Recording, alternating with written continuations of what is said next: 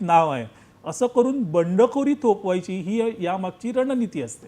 सारंगजी, अन्य सर्व पक्षांची काही ना काहीतरी उमेदवारी तरी घोषित झालेली आहे, पण काँग्रेसकडून मात्र उमेदवारांची अजून घोषणा झालेली नाही. आज रात्री पण होऊ शकेल, पण ते असं गेले काही दिवस सांगतातच आहेत. मला माहिती आहे की दिल्लीतल्या श्रेष्ठींचा आशीर्वाद मिळाल्यानंतरच यादी घोषित करायची अशी काँग्रेसची परंपरा आहे.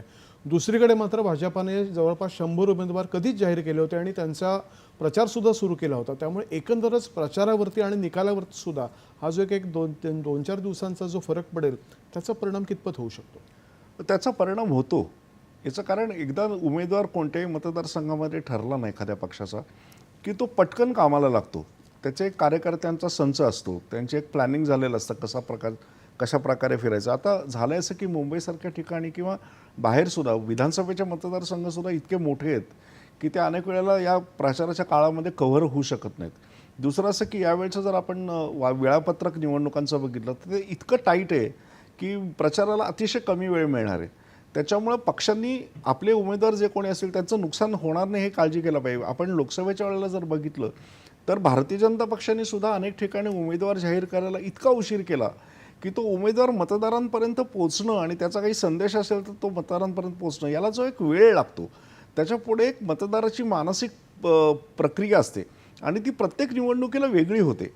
मनातल्या मनामध्ये मतदार उजळणी करत असतो की कोणाला आपल्याला मत द्यायचं आहे, कोणाचे प्लस पॉईंट्स काय आहेत. या प्रोसेसला सुद्धा या प्रक्रियेला सुद्धा एक वेळ द्यावा लागतो आणि तो वेळ उमेदवार जर पुरेसा आधी ठरला तरच तो मिळू शकतो.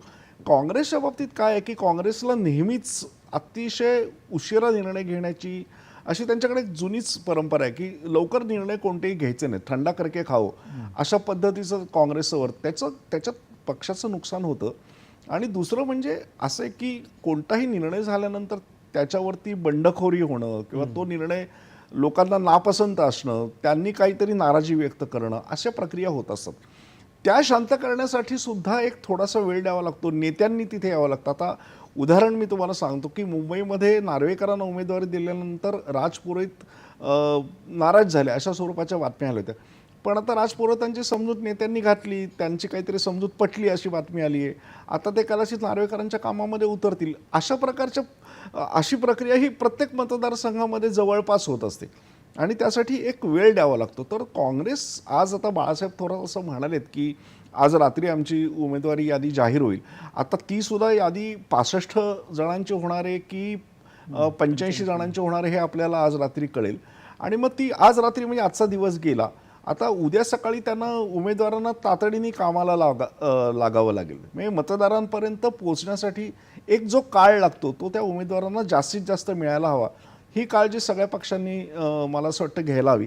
आत्ताचं जर चित्र बघितलं आपल्याला तर महायुती आणि महाआघाडी या दोघांचेही सगळे 288च्या 88 उमेदवार जाहीर व्हायला बराच उशीर होतोय असं दिसतंय. म्हणजे आपण आता आघाडीची चर्चा करतोय पण आपण युतीकडे सुद्धा जर बघितलं तर भारतीय जनता पक्षाचे काही सगळे उमेदवार अजून जाहीर झालेले नाहीयेत. सगळे मिळून त्यांचे 182 उमेदवार आतापर्यंत जाहीर झाले. म्हणजे त्यांचे जवळपास 100हून जास्त उमेदवार अजून जाहीर व्हायचे.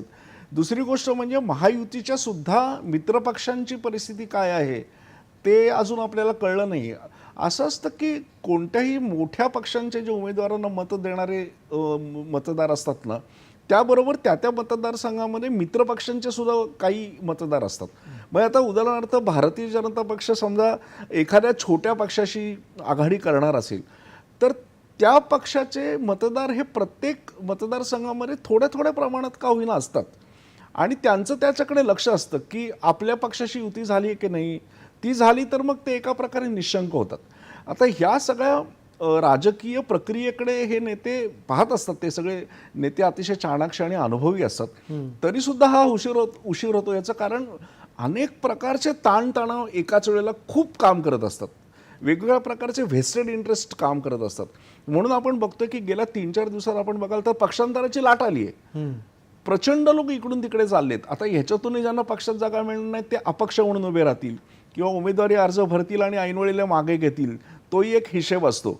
अशा ही चर्चा आपण यापुढेही सुरू ठेवणारच आहोत, पण त्यापूर्वी घेऊया क्षणभर विश्रांती.